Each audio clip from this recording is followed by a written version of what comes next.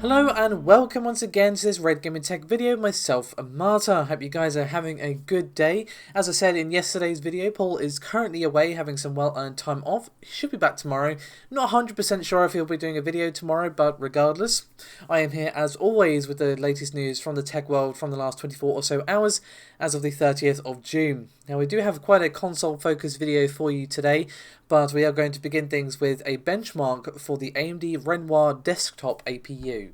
So this was posted and tested by the folks over at Tech Lab, so of course you can find a link to their article in the description below this video. The sample used in the leak is codenamed 100 and then 000000149-40, which basically means that it's the Ryzen 7 4700 GE and was tested with high-frequency DDR4 4333 memory. Now we do see on the chip itself that it is an AMD Eng sample, obviously an engineering sample, so it is going to have some difference between itself and the final product. Now we have seen in previous leaks that this particular model has a base clock of 4.1 GHz and a boost of 4.35.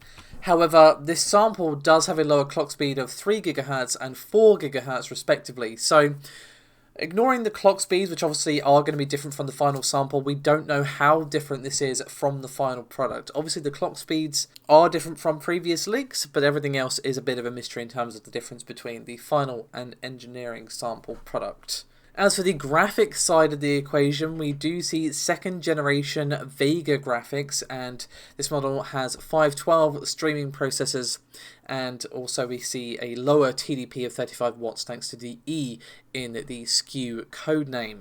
But let's move on to the actual benchmark now that I've got all the red tape out of the way. So Tech Lab ran this on AIDA64 cache and memory benchmark. It has, or was using, Asus ROG Strix B550E motherboard with the DDR4 RAM that I previously mentioned. They did use Infinity Fabric Link clock speed, which was maintained at 2166 MHz, but Tech Lab themselves also said that it can maintain a Infinity Fabric Link clock speed of 2200, and they did overclock it to 4.3 GHz.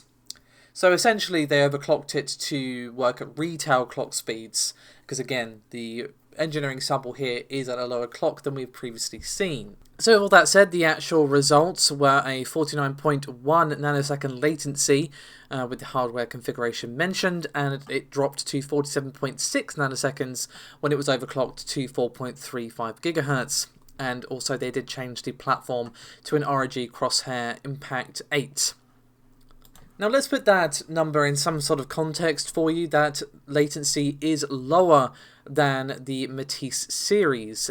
The Ryzen 9 3900, for example, has 60 to 70 nanoseconds. Now in terms of when we're going to be seeing this APU launch, we are expecting to see it launch next month.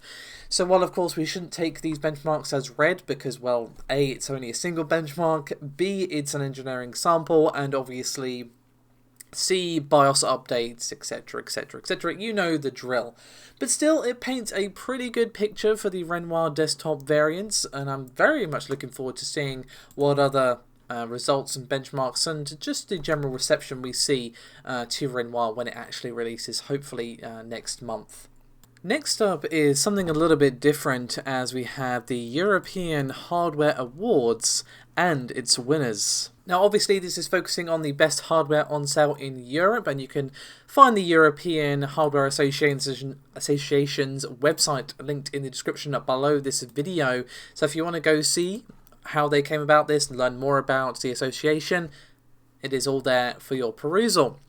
So they have won AMD quite a wealth of awards on this one. So they have awarded to Product of the Year 2020, they have given it to the Ryzen 3rd generation just in general. But the best CPU specifically was given to the Ryzen 9 3950X. and this was due to the higher core count, obviously being 16 cores and the 32 threads alongside that, of course. AMD also came away with the Best New Technology Award with their chiplet CPU design, which of course has been a staple of the third generation Ryzen processors, and the Best Gaming Product specifically was given to the Ryzen 5 3600. However, a different processor was awarded the, award for best overclocking, this being the Ryzen 3 3300X. Now, there is a bunch more awards, like for example, best wearable, best smart home product, best gaming notebook, best 2-in-1, that sort of thing, best gaming desktop system. There's a bunch of stuff that I'm not really going to mention too much on here. The only other thing that I will mention is the fact that Corsair have won Best Keyboard with the K95 RGB Platinum XT, and Best Mouse was given to the Cooler Master MM710. Now again, the link to the awards page will be linked below. It's not only so you can see the rest of the winners, but also, of course, learn more about the company, who they are, etc, etc.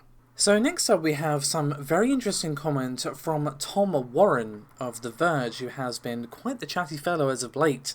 And once again he is talking about Xbox Lockhart, the rumoured less powerful addition to the Xbox Series X lineup.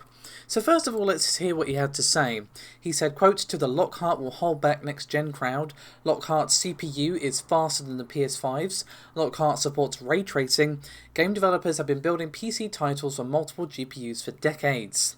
So obviously the context of this tweet is that he's responding to people being concerned that Microsoft having two different SKUs, one with less power than the other, would, hold back game development. But he does have a very good point that game developers have been building PC titles for multiple GPUs and multiple setups for decades.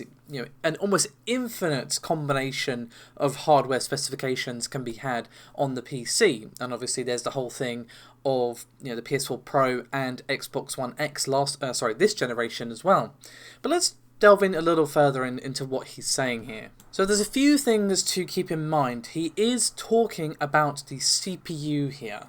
And just remember that the PlayStation 5 has flexible clock speeds, so most of the time the CPU is only going to be roughly 100 MHz different between the PS5 if the rumours about Xbox Lockhart having the same speed as the Xbox Series X are true, and again assuming Xbox has SMT on. And then of course there's things like the overheads of the console, OS reserves, and so on and so on. Now obviously a lot of this is based on assumptions because we don't even know for certain that the Xbox Lockhart is real.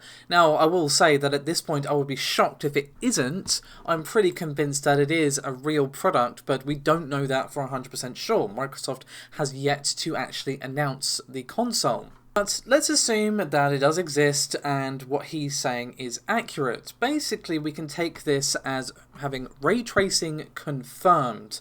Now the Xbox Series X and Xbox Lockhart are essentially the same system, albeit with less bandwidth and RAM, which is not too bad because of the less powerful GPU. And when I say less powerful, I mean versus the full-fat Xbox Series X and the PlayStation 5. And obviously the Xbox Lockhart has the same architecture and naturally the same SSD as the Xbox Series X, at least according to what we're hearing. I do want to stress that all of this is rumour, and while I am pretty confident in this information, I do just want to be super clear that this is not confirmed. However, as I said, if all this information is true, it will make Lockhart very easy to develop for and port to from the Xbox Series X. In terms of the GPU, however, it's important to remember that Lockhart is way less powerful than the PS5 and the Xbox Series X in the graphics department. The TLDR of this topic is that the clock speed for Lockhart is faster than the PS5, at least according to Tom Warren's information, but again, due to the flexible clocks, it is going to be a small difference, and again, you do need to keep in mind the OS reserves, architecture, and of course, other factors. Now, obviously, it having hardware-based ray tracing is still pretty nice, especially if the Xbox Lockhart is priced appropriately. I feel like it could be a definitely very nice option for those who don't want to cough up for the full-fat Xbox Series X or the PlayStation 5, or even go over to PC, because obviously that can be quite pricey when talking on the high end. And obviously the fact that the resolution is only 1080p, it makes sense that it would support hardware-based ray tracing. And again, if Microsoft get the pricing right, having a sort of more affordable, more accessible machine that is capable of doing hardware-based ray tracing would still be really nice, and obviously might entice more people over to the Xbox ecosystem, because that's what Microsoft really wants at the end of the day, is for you to be on their ecosystem. That's why they push cross-gen and cross-play and all of this other stuff so hard, because they just want you on their ecosystem, if it's PC, Xbox Series X, or Xbox Lockhart. And of course, if it helps them offer a serious challenge to Sony, then obviously they're all better for it. I definitely do think, as I've said before, that Sony definitely have way more of a fight on their hands than they did this generation. It's not unfair to say that PS4 absolutely dominated this generation in terms of raw hardware sales. I don't think that's going to be the case this time around. It's definitely going to be much closer between the two. Who ends up being on top? We're going to have to wait and see on that one. But of course, all of this about Lockhart could be inaccurate, so just take it with the usual pinch of salt. This time around, we have some comments from a Sony representative to the Japanese website GameSpark, and of course you can find their article linked in the description below this video. So essentially, the Sony rep confirmed that used games will be eligible for PlayStation 5 upgrades, which is nice, because you may remember a few years ago there was that whole controversy surrounding used games where basically you couldn't get access to all the content. There was locked off content based on whether or not you bought the game new. Obviously it didn't last long because people were like, excuse me? So it's just nice to know that used games won't be blocked off from upgrading. However, what's more interesting is that GameSpark did ask the representative about Sony backwards compatibility. Now, obviously, Sony has confirmed that it is going to support PS4 titles, but you may recall that some time ago there was rumours that the console would also do PS3, PS2 and PS1 backwards compatibility, and they refused to comment on full backwards compatibility for the PlayStation 5. Now, it's tough to say what this lack of comment means. It could mean that they're working on it, that being full PlayStation backwards compatibility, and are not comfortable announcing it yet because it's not in a state that they actually, are comfortable announcing it. Just to refresh your memory for the Xbox One, it was after the fact when Microsoft came out at E3 and said, hey, you can now play your old games, backwards compatibility on a variety of games, and obviously that library was expanded as time went on. So Sony might be going for a similar thing this time around, where we know it's going to play PS4 games at the start, but then later on down the line they might announce, hey, it's doing PS3, PS2 and PS1 now. Now obviously PS1, PS2, they're going to be a piece of cake, but PS3 is going to be a bit more difficult just because it's such a different architecture to the PS4 and of course the PlayStation 5 itself. So I could speculate about this until the cows come home, but I am going to instead finish up with one last topic for Nintendo.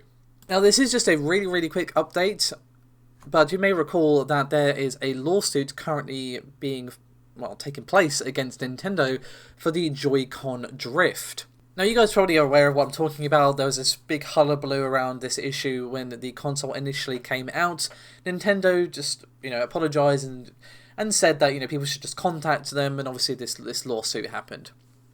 Now, in a Japanese Q&A meeting, the Nintendo president Shantaro Furukawa has actually apologised for the inconvenience caused by the Joy-Con issues. Now, that is all he had to say because, well, there is a class action lawsuit going on. It'd be very silly for him to divulge a bunch of details when there's a lawsuit going on of that magnitude.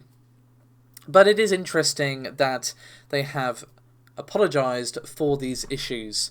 I think the outcome of the class action lawsuit is definitely going to be interesting, but sadly, as always, these things are very slow moving. Anyway, that is me done for this video. Thank you so much for watching. As always, your support is highly appreciated. Do remember to like and subscribe if you haven't done so already, and I'll see you next time. Bye bye.